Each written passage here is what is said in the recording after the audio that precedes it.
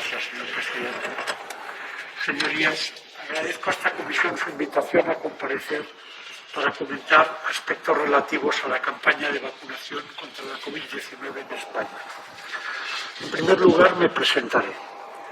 Inicié la farmacovigilancia en España y el Servicio Español de Farmacovigilancia en los años 80.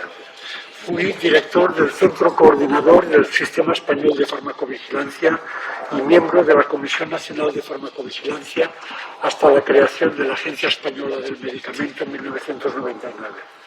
Y desde esta fecha hasta la actualidad he sido experto externo de esta institución y durante un tiempo miembro de su Consejo Asesor. Fui presidente del Comité de Medicamentos Esenciales de la Organización Mundial de la Salud en 2004. He publicado más de 250 trabajos originales referenciados en bases de datos de revistas con revisión por pares, de investigación en farmacología clínica, farmacovigilancia y farmacoepidemiología, y dirigí el Centro Colaborador de la Organización Mundial de la Salud en farmacoepidemiología hasta 2017. En la actualidad soy también experto externo de la Agencia Europea del Medicamento en materia de farmacovigilancia y formo parte del comité científico del grupo GIGEPIFAR de la Agencia Francesa del Medicamento y la Alta Autoridad de Salud de Francia, aparte de seguir como consultor de otras agencias nacionales de medicamentos. No tengo conflictos de intereses relacionados con la industria farmacéutica o los productos sanitarios. Se me ha convocado a opinar sobre problemas y dificultades que se hayan producido hasta la fecha en el proceso de vacunación y la aplicación por parte de las administraciones públicas competentes de la estrategia de vacunación frente a la COVID-19 en España y sus posteriores actualizaciones. Y en los últimos días he podido escuchar gran parte de las comparecencias ante esta comisión y he pensado que puedo aportar algunos comentarios sobre tres cuestiones. Quizá no me dé tiempo de todas ellas. La primera, y a la que voy a dedicar más tiempo, la farmacovigilancia de las vacunas y el papel de las agencias reguladoras, la EMPS en España y la EMA en la Unión Europea. La segunda, algunos aspectos relacionados con la campaña de vacunación. Y la tercera, unos comentarios, si me da tiempo, sobre los derechos de propiedad intelectual sobre las vacunas. Primero, farmacovigilancia. Agencia Española y Agencia Europea. En materia de farmacovigilancia, los comparecientes en esta comisión, representantes de la Agencia Española, han descrito los complejos procedimientos y mecanismos de coordinación que han desarrollado para hacer frente a la epidemia de SARS-CoV-2. Reuniones, coordinación entre diferentes organismos de la Administración, con otros Estados miembros de la Unión Europea y con la Agencia Europea y con las comunidades autónomas. Procedimientos, pero escasos resultados si se exceptúan los relativos a la alta tasa de vacunación alcanzada, que al fin y al cabo no es más que lo que llamamos una variable instrumental, pero no una variable de resultados. El resultado es la prevención de la enfermedad y de la muerte. Análogamente, los informes de farmacovigilancia de la Agencia Española, el último, el 12º, publicado el pasado 26 de enero, informan de más de 55.000 notificaciones recibidas de efectos adversos de las vacunas hasta el 9 de enero de 2022. De estas, 375 tuvieron desenlace mortal y más de 11.000 fueron calificadas como graves. Y cito lo que el Sistema Español de Farmacovigilancia entiende como grave, entendiéndose como tal cualquier acontecimiento adverso que requiera o prolongue la hospitalización, que dé lugar a una discapacidad significativa o persistente o a una malformación congénita que ponga en peligro la vida del paciente o que resulte mortal, así como cualquier otra condición que se considere clínicamente significativa. Repito, más de 11.000 acontecimientos adversos graves después de la vacunación notificados al sistema. La publicación de estos datos puede ser vista como un ejercicio de transparencia, pero la realidad es que a falta de más detalles son difícilmente interpretables. Por ejemplo, a pesar de que en esta fecha se estaba iniciando la vacunación infantil y de adolescentes, en enero, y de que se citan casi 900 efectos adversos en menores de 20 años, el informe no comenta los casos en este grupo de edad, precisamente el que concita mayores incertidumbres sobre la conveniencia de la vacunación. La transparencia no consiste solamente en subir informes técnicos a la web, que también, sino sobre todo en iluminar, en ayudar a dirigir la mirada y en ayudar a comprender. De lo contrario, se siembra el terreno para que proliferen la desconfianza y las suspicacias. ¿Quién sabe si por una intención de esconder la información en una montaña de datos, o quizás porque se entiende equivocadamente que esta comisión no es el foro para debatir cuestiones técnicas, este tipo de datos no han sido presentados ante sus señorías, de modo que la propia comisión no ha tenido una oportunidad de preguntar sobre el uso que se hace de ellos. Señorías, les quiero comentar algunas cuestiones técnicas que puede entender cualquier ciudadano, que creo que les pueden ser útiles. 12 consideraciones me parecen oportunas sobre la farmacovigilancia de las vacunas. La primera. Las primeras vacunas disponibles contra la COVID, como recordarán, en España, y las más utilizadas hasta el día de hoy, han sido Comirnaty de Pfizer, de la que se han administrado más de 54 millones de dosis hasta el pasado 9 de enero, y Spikevax de Moderna con 14 millones de dosis. Estas dos vacunas se basan en una nueva tecnología. Así como las vacunas tradicionales son gérmenes atenuados o porciones de ellos que estimulan el sistema inmunitario, las vacunas de ARN mensajero introducen un ácido nucleico que da instrucciones a células de la persona vacunada para que fabriquen esta proteína del virus, la llamada spike protein, que a su vez estimulará el sistema inmunitario. Conviene recordar aquí que el diccionario de la Real Academia de la Lengua Española define una vacuna como, cito, preparado de antígenos que administrado a un organismo provoca en él una respuesta de defensa. Según esta definición, las llamadas vacunas de Pfizer y Moderna no son verdaderas vacunas. Son fármacos basados en una tecnología nunca usada en terapéutica hasta ahora, y menos en campañas masivas. De ahí que la vacunación masiva supuso un experimento global, y esto me parece esencial para entender lo que quiero decirles a partir de ahora, sin precedentes en la historia de la humanidad. Segunda consideración. Los resultados de los primeros ensayos clínicos sobre las vacunas de Pfizer y Moderna, publicados en diciembre de 2020, mostraron valores de eficacia preventiva de 90% o más. Parecían muy convincentes y el mundo comenzó a respirar, nunca mejor dicho, con la perspectiva de las vacunas y a suspirar también por ellas. Pero debíamos ser conscientes de que entrábamos en un experimento preventivo vacunal global por su extensión y por la nueva tecnología que entrañaba. Tercera idea. Un ensayo clínico de vacunas o de cualquier medicamento da información que es preliminar, que debe ser comprobada en la práctica. Esto es la farmacoepidemiología, comprobar lo que ocurre en la práctica, que no es lo mismo que los ensayos clínicos.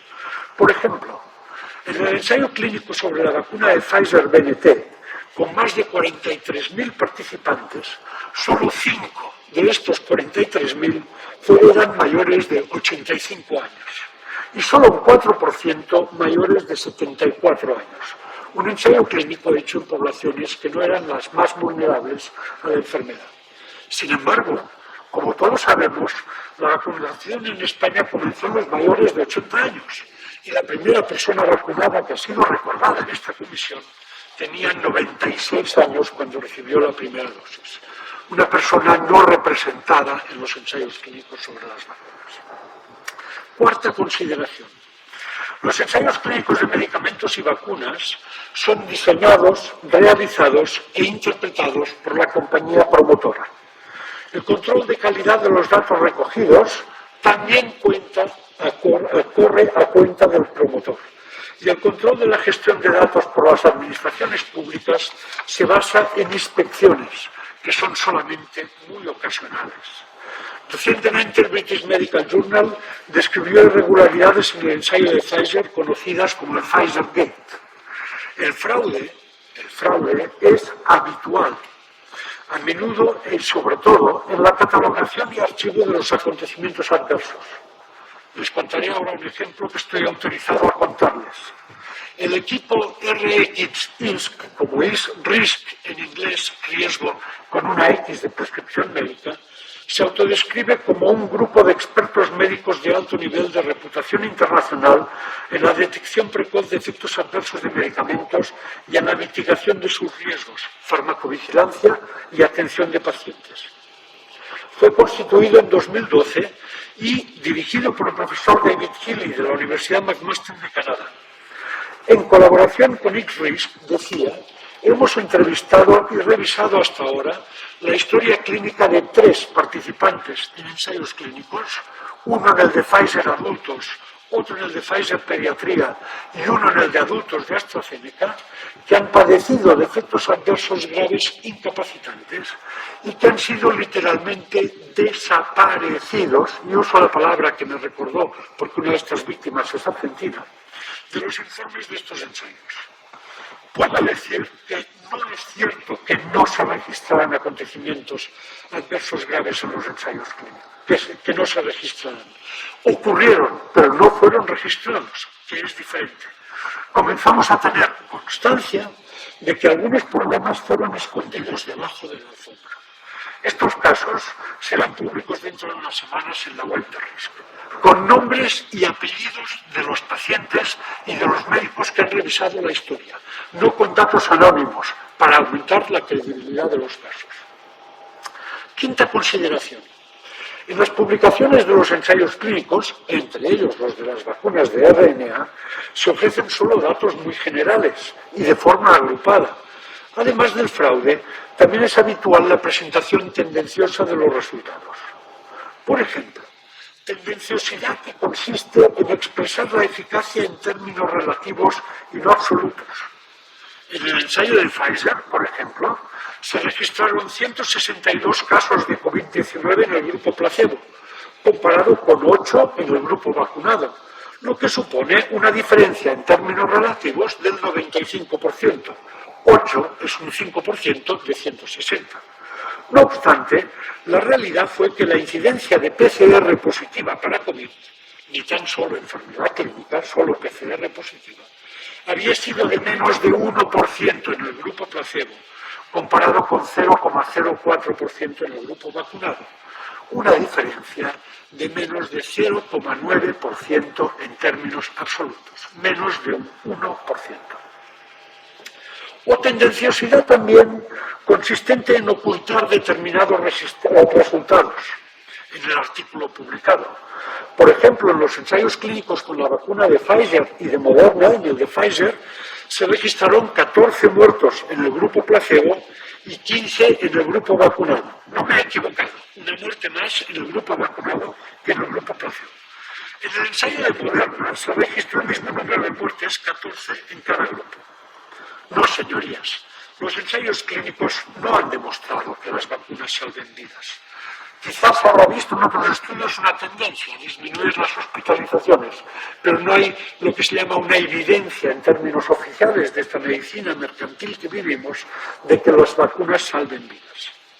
El número de fallecimientos registrados en cada grupo de estos ensayos en los artículos publicados no fue ni tan solo mencionado en los artículos principales, si solo se podía encontrar después de revisar el material, decenas de páginas del material suplementario que se cuelga en la web. Señorías, no dispongo del tiempo necesario para aburrirles extendiéndome en otros detalles, pero les aseguro que los resultados de los ensayos clínicos promovidos por las compañías farmacéuticas deben ser considerados más bien como indicios y de ningún modo como lo que llaman evidencias. Según, una vez más, el diccionario de la Real Academia de la Lengua, es evidente lo que es cierto, claro, Patente y sin la menor duda. Triste ironía que expertos y dirigentes de instituciones sanitarias sigan insistiendo en la palabra evidencias ante una enfermedad nueva y por tanto poco conocida, imprevisible en su evolución epidémica y en las secuelas que va a dejar. Las llamadas evidencias sobre las vacunas no tenían nada de cierto, nada de claro y sí muchas patentes de la definición de lo que es evidente. Sexta consideración. En cualquier caso, con fraude o sin él, con presentación tendenciosa de los resultados o no, los resultados obtenidos con cualquier ensayo clínico deben ser revisados en detalle por expertos en la materia, lo que requiere tiempo, sin duda, pero también, en primer lugar, transparencia. Y les voy a poner un ejemplo. Pfizer, por ejemplo, anunció que haría pública la totalidad de los resultados de su ensayo clínico principal sobre la vacuna en 2025. ¿Se lo pueden creer? Pues bien, parece que ni esta fecha era cierta. En el pasado mes de enero, a petición de varias organizaciones civiles por la transparencia, un juez federal de Estados Unidos obligó a la FDA y a Pfizer a hacer públicos estos resultados en un lapso de meses, en lugar de los 75 años que pretendía la compañía y que había pactado con Pfizer. Séptima consideración. Además de todo lo dicho, los resultados de los ensayos clínicos deben ser confirmados por la práctica, y esto requiere un muy cuidadoso seguimiento epidemiológico del experimento global de la vacunación contra la COVID-19. De ahí la necesidad de la farmacovigilancia, yo diría más, de una farmacovigilancia reforzada. Octava consideración. A pesar de los resultados aparentemente optimistas de los ensayos clínicos sobre las vacunas contra la COVID, ya en enero de 2021, hace 13 meses, teníamos 5 áreas bien identificadas de incertidumbre. Primero, ¿cuál sería la duración de la eficacia preventiva de la vacuna? Y hemos podido comprobar que al cabo de 6 meses de la segunda dosis, la eficacia disminuye en un 20 a 30%.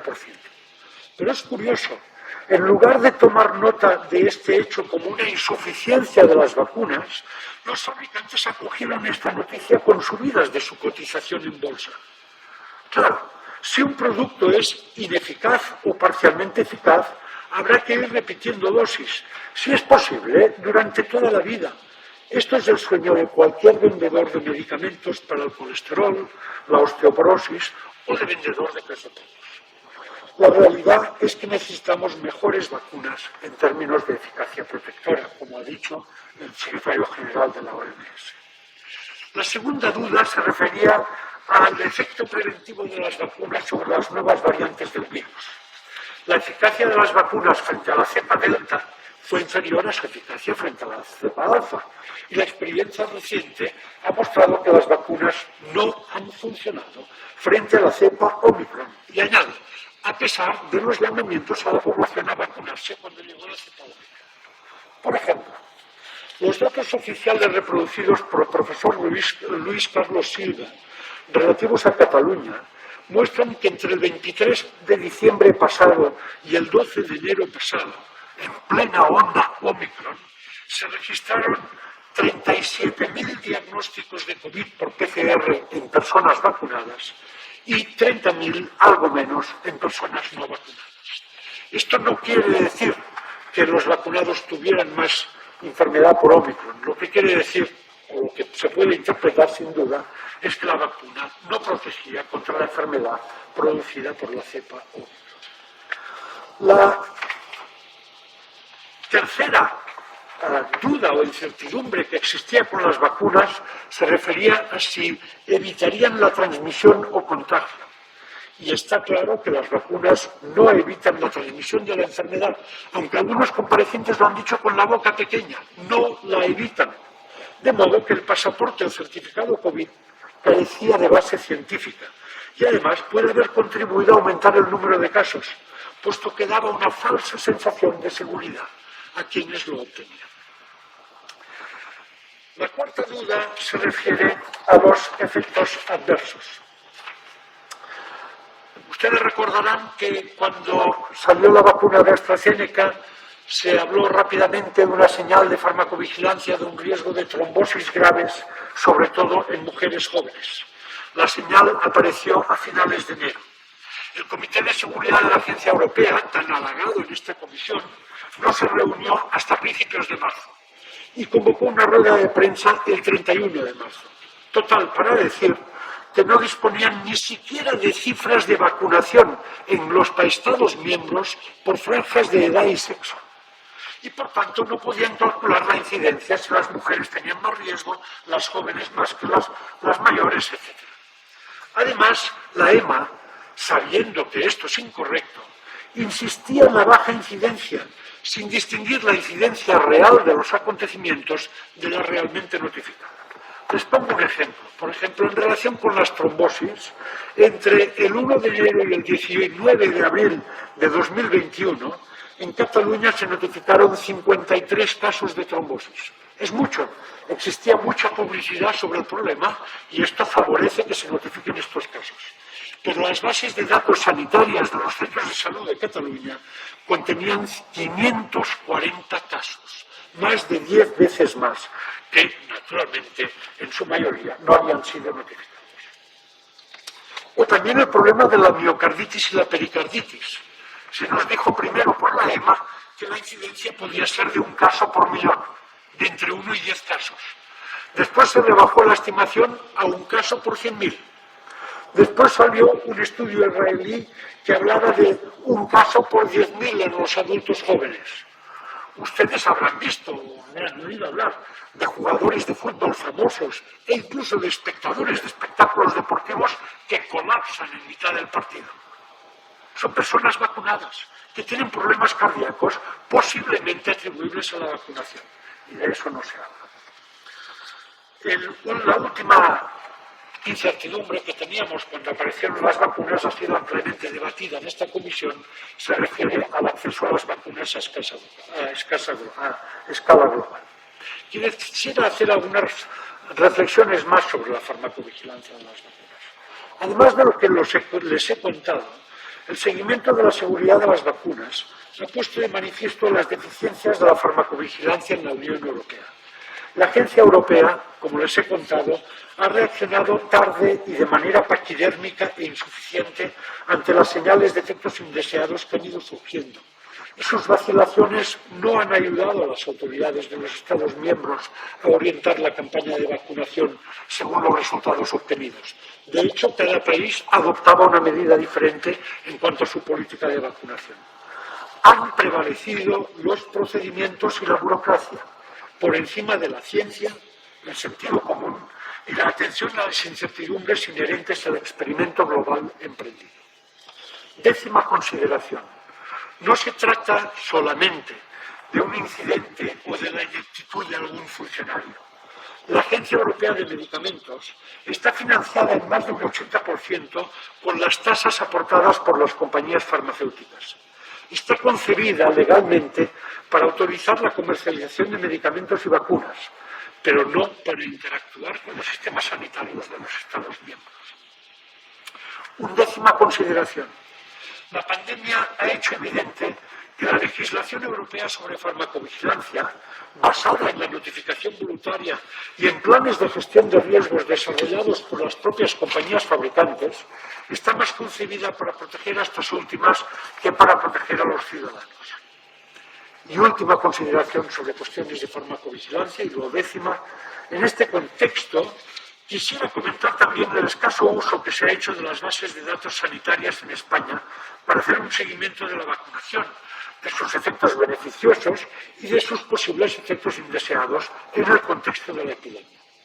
Probablemente no se trata solo de una oportunidad desaprovechada y perdida, sino más bien del reflejo de la falta de voluntad del Sistema Nacional de Salud para ser un verdadero productor de conocimiento y no lo que es actualmente, en mi opinión, un mero receptor pasivo de mensajes de clara intencionalidad comercial, un comprador ignorante de tecnología que a menudo paga humo a precio de oro. La pandemia también ha puesto en evidencia la existencia de un enorme mercado de explotación de bases de datos sanitarias para estudios epidemiológicos, canalizado por la Agencia Europea, de manera no democrática, me atrevo a decir incluso colonialista, en connivencia con centros universitarios adictos a la política de la gente. Se me acaba el tiempo, presidente. Tenía algunos comentarios sobre la campaña de vacunación, si se me permite presentarlos. 5 minutos después. La segunda intervención que usted tiene puede acabar. Muchísimas gracias. Muchas gracias. Quería, en segundo lugar, referirme a algunas cuestiones de la campaña de vacunación y, en particular, a lo ocurrido en las residencias de personas mayores. La epidemia, incidió especialmente en las residencias, sobre todo al principio, y la mortalidad fue 57 veces más alta que en la población general. Una mortalidad de 9-10% en las residencias, comparado con una mortalidad general en la población de menos del 0,11%. Presumimos del sistema sanitario, señorías, pero dejamos a los más vulnerables en manos de la iniciativa privada, que es la que lleva las residencias. ¿Cuáles son los factores de riesgo de morir en una residencia? Sin duda, la edad y la pluripatología, pero también la mala atención derivada de malos contratos laborales y la falta de regulación del mundo de las residencias y la polimedicación innecesaria, un reflejo de la mala atención médica. Una amplia variedad de fármacos que ya eran de consumo generalizado antes de la epidemia incrementan el riesgo de neumonía y la mortalidad por neumonía, de modo que al comienzo de la epidemia era de esperar que también incrementaran la mortalidad por COVID-19. Por ejemplo, hace años que se sabe que los fármacos neurolépticos o antipsicóticos duplican o incluso cuadruplican el riesgo de neumonía y la mortalidad por neumonía. En Cataluña, unas 100.000 personas mayores de 70 años los consumen de manera continuada, en la mayoría de los casos en indicaciones no autorizadas por la Agencia Española del Medicamento. Al inicio de la pandemia, de los 64.000 personas en residencias en Cataluña, 22.000 consumían estos fármacos. Muchos otros fármacos que tienen efecto depresor del sistema nervioso central también incrementan el riesgo de neumonía en 2 a 4 veces. Analgésicos opioides como el tramadol o el fentanilo, hipnóticos y sedantes como el lorazepam o el conocido Orfidal, antidepresivos como el Prozac y otros parecidos, fármacos con efecto anticolinérgico para la incontinencia urinaria de la gente mayor, gabapentina en la famosa lírica o pregabalina. Los inhibidores de la bomba de protones, como el omeprazol, de consumo amplísimo en nuestro país, también incrementan sensiblemente el riesgo de neumonía. Pues bien, en Cataluña, 3/4 partes de los mayores de 70 años consumen como mínimo uno de estos fármacos. El 18 de abril de 2020, a los pocos meses del inicio de la epidemia, envió un informe sobre esta cuestión a la Agencia del Medicamento. La respuesta fue más o menos gracias, pero ¿qué podemos hacer? La misma agencia que tiene la función legal de delimitar las indicaciones de cada medicamento comercializado no es capaz de hacer cumplir sus reglas. Repito lo dicho anteriormente cuando hablaba de farmacovigilancia. Procedimientos, muchos procedimientos, pero sin atención a resultados y en desconexión del sistema sanitario. En los últimos meses se han publicado numerosos estudios que confirman las previsiones que hice al inicio de la epidemia. En particular, un estudio sobre la totalidad de la población de Escocia, en el que se compararon algo más de 4.000 casos de COVID mortales o ingresados en UCI, o sea, grave o mortal, con 37.000 casos no graves, concluyó que un 38%, 4 de cada 10 pacientes, señorías, de los casos graves que ingresan en UCI o que mueren hasta junio de 2020, serían atribuibles a la exposición a estos fármacos. Ustedes dirán, bueno, si los pacientes los necesitaban, pero no. Lo más preocupante, señorías, es que numerosos estudios, en nuestro país y en otros, han mostrado de manera repetida y contumaz que como mínimo un 40% de las personas expuestas a estos medicamentos los reciben sin justificación clínica alguna y fuera de las indicaciones autorizadas por la agencia. Para algunos medicamentos, de estos medicamentos, el consumo justificado puede ser del orden de 80%. Señorías, enfermar o morir por haber tomado un fármaco innecesario es una cruel ironía. Y termino. El sistema sanitario tiene una responsabilidad evidente en esta cuestión. Este Parlamento aprobó hace unos años la desgravación de los ingresos en especies recibidos para formación por los profesionales sanitarios.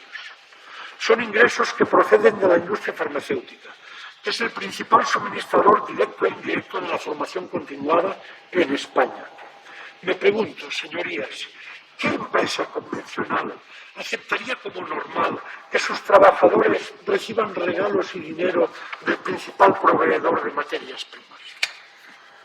Varios estudios y análisis comparativos han mostrado que España es el miembro de la Unión Europea más permisivo en materia de conflictos de intereses y relaciones opacas de profesionales sanitarios con las compañías farmacéuticas. Lo mismo ocurre con las sociedades médicas y sus expertos. Y no seré simpático en lo que les voy a decir, pero en este sentido me ha extrañado mucho que ninguno de los comparecientes representantes de corporaciones profesionales hiciera la más mínima alusión a los conflictos de intereses de la mayoría de las sociedades médicas españolas, de los miembros de sus juntas directivas y de sus grupos de trabajo. Y me ha llamado también la atención que ustedes no preguntaban por los conflictos de intereses. Lo dejo de un momento aquí. Muchísimas gracias, señor presidente. Muchas gracias, la parte del sello.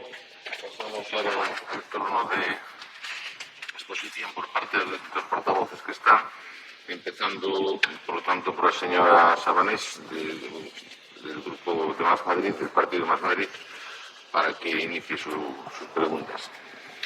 Gracias, presidente. Agradecer su presencia y su exposición en esta comisión y me gustaría plantearle una serie de temas. Primero, que pese a la importancia de las comisiones de investigación en el entorno de una institución como el Congreso de los Diputados, de alguna manera tienen objetivos cada una de ellas concretas y no evalúan, en este caso, desde luego, no es de evaluación del sistema farmacéutico, sanitario, por más que yo pueda coincidir con muchas de las opiniones que usted ha planteado, pero digamos que quizás tenía un objetivo algo más reducido. En todo caso, me ha interesado mucho y me gustaría, quizás hay cosas que no he comprendido, pero me gustaría que me pudiera explicar o pudiera profundizar sobre si los planteamientos que usted ha hecho, sobre todo al final, también al principio, con respecto a las vacunas, con respecto a cuestiones más generales, valen, o sea, sobre las vacunas valen también para el resto de medicamentos y la farmacovigilancia. Digamos que si su crítica es global al sistema sanitario y a la industria farmacéutica, creo que sí, por los planteamientos que ha hecho al final. Quiero decir que parte, o sea, una serie de recomendaciones o de críticas valen, entiendo yo, que no solo para el proceso de vacunaciones, sino hacía referencia al conjunto del sistema sanitario, los conflictos de intereses, al sistema farmacéutico, a la dependencia farmacéutica, etcétera, etcétera. Y un poco unido a esto, ¿qué papel cree usted que debería de jugar, por tanto, y consecuentemente, lo público? Tanto en el proceso de vacunación como en rasgos generales, lo que también ha planteado sobre los medicamentos. ¿Qué papel debería de jugar lo público y qué fortalezas tiene nuestro sistema sanitario y vinculado a la farmacovigilancia, sobre todo para poder, digamos, abordar todos estos temas? ¿Cómo valora los recursos públicos, que es algo que usted ha planteado, los recursos públicos en este momento? Ahora ya sí me centro en el tema de la del proceso de vacunación. ¿Cómo valora los recursos públicos que se han empleado y su relación con las farmacéuticas, la gran cantidad de recursos públicos que se han destinado a las empresas farmacéuticas para, digamos, la investigación, la puesta en funcionamiento del proceso de vacunación? Y por último, decir si en ese caso, o sea, una vez, según usted lo ha explicado, en ese caso, ¿cuál sería en el futuro, sobre todo, el método de tratamiento de datos y de alternativas que supusieran, en este caso, digamos, una mejor orientación tanto del proceso de vacunación, las vacunas, la producción o la distribución, como también de otros medicamentos o de otros productos farmacéuticos que pudieran estar influyendo e interfiriendo en el tema de los efectos del proceso de vacunación. Y nada más, de nuevo agradecerle su información. Muchas gracias, señora Samanes. Le damos la palabra ahora a Rosa Medel, la portavoz del Grupo Unidas Podemos. Gracias. Señor Laporte, usted ha explicado aquí que la vacunación, esta vacunación masiva, yo creo que no podía ser de otra manera, no ha sido como un experimento global en el sentido de que los ensayos que se han hecho, los ensayos clínicos, la muestra no corresponde a lo que luego va a ser la población, lo que luego sería la población diana, por lo menos en el principio, y que eso es una cosa importante, ¿no?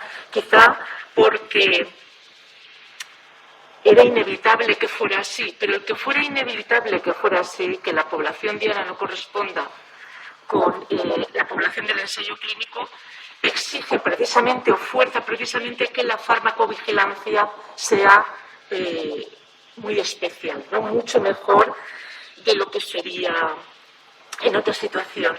Entonces la pregunta es, tal como funciona en España la farmacovigilancia en este momento, ¿usted cree que es posible, es efectiva de alguna manera? ¿Es capaz de detectar situaciones adversas o tal como está estructurada, está sometida a sesgos de cualquier tipo? Esa sería la primera pregunta. Y la siguiente cuestión, que claro, me parece fundamental, ¿no? Y es que, según el ensayo clínico, no había evidencia de que las vacunas salvasen vidas, ¿no?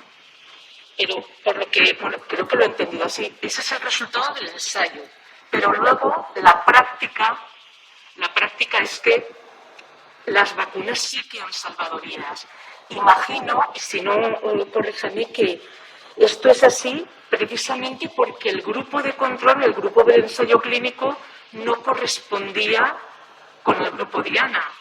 Quiero decir que si en el ensayo clínico no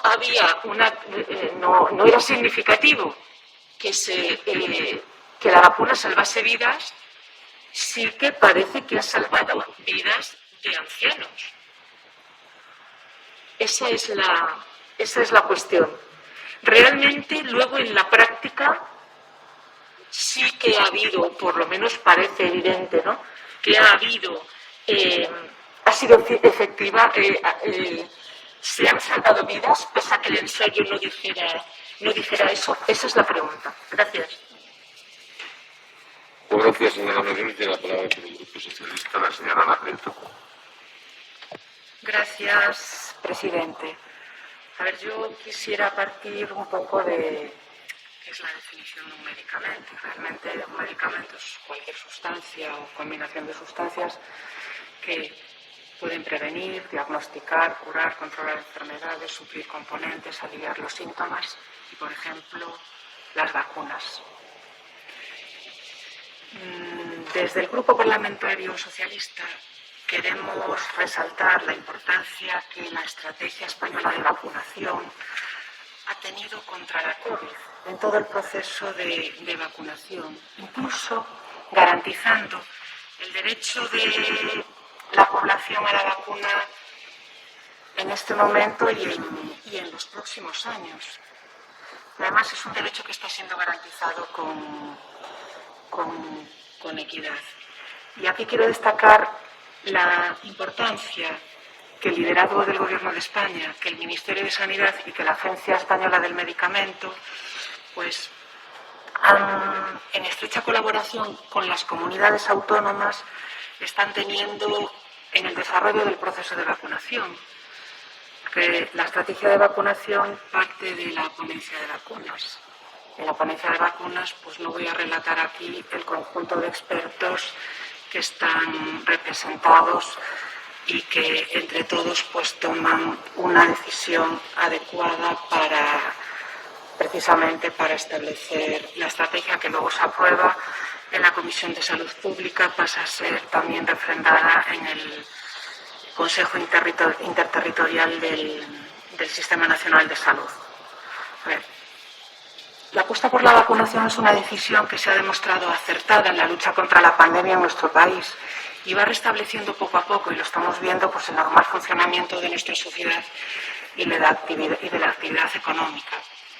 La vacunación salva vidas porque ayuda a prevenir la enfermedad, reduce la gravedad y la letalidad.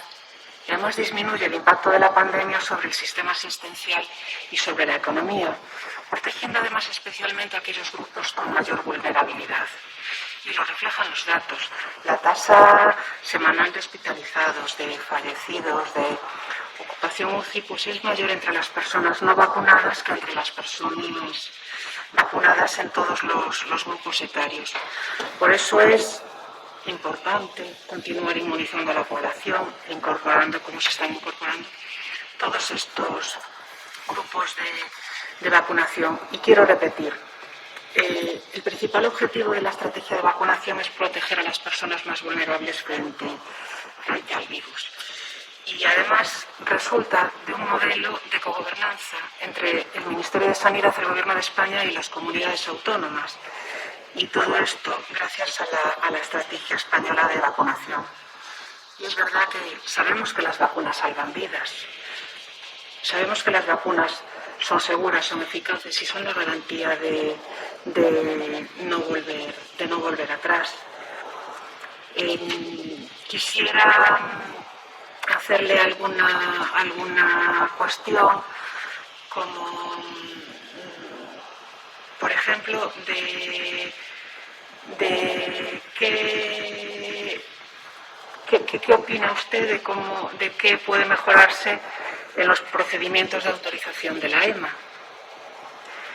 Y, a ver, con los datos en nuestro país se ve con claridad la diferencia entre la gravedad de la enfermedad entre vacunados y no vacunados, con lo cual no sé si cree usted que las vacunas realmente no están siendo eficaces en reducir el impacto de esta enfermedad en la población española. Repito, nos hemos enfrentado a una pandemia, como usted sabe, como nunca en 100 años.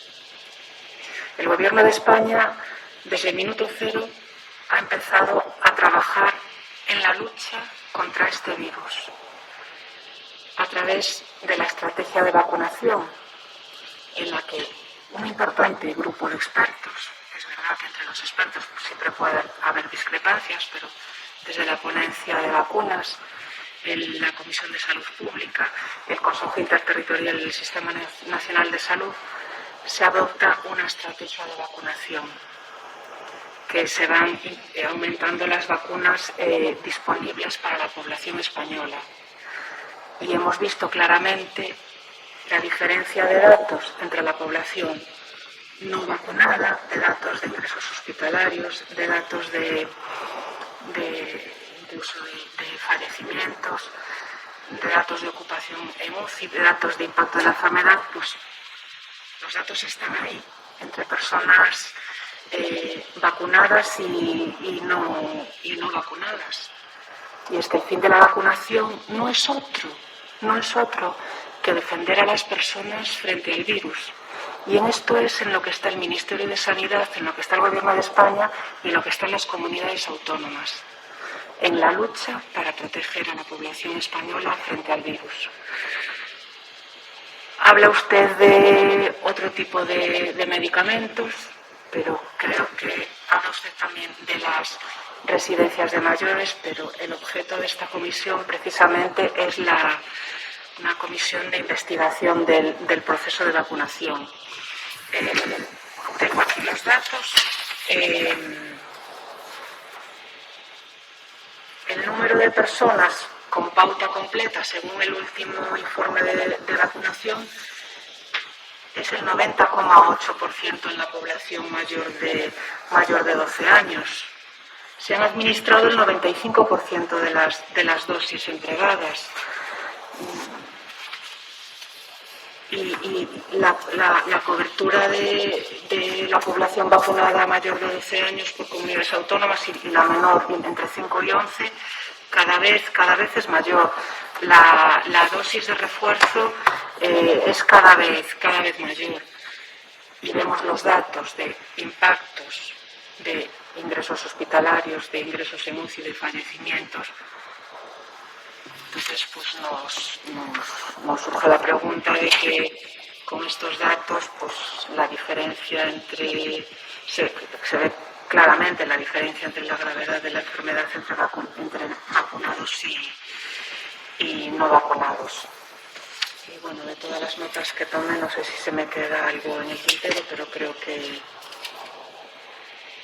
lo